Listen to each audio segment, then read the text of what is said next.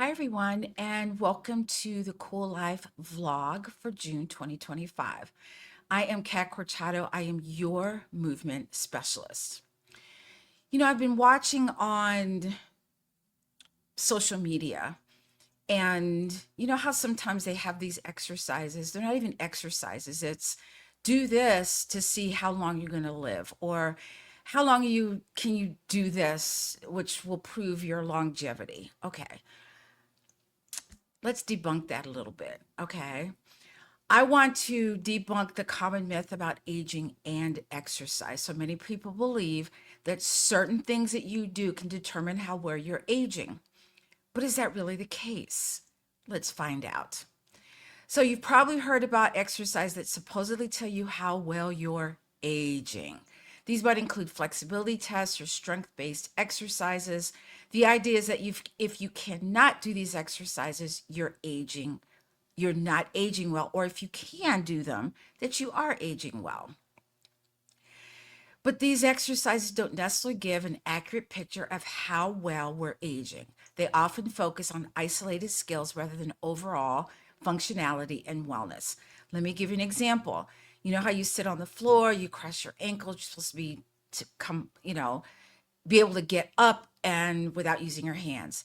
Okay, just to be clear, I've never been able to do that, even when I was a child. You know why? I have narrow hips, long legs. When I cross my ankles, my knees are in my nose. There's no way I'm getting up. But is that a good predictor of, longevity? No, it is not. I would much rather use functional movements. So, what are they? So instead of these traditional exercises, functional movements provide a more accurate gauge of our aging process.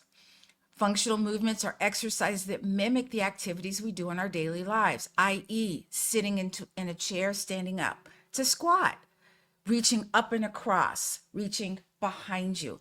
These are all things that we do all the time. They focus on balance, coordination, strength, and flexibility. These are the factors that truly determine our physical longevity in the process.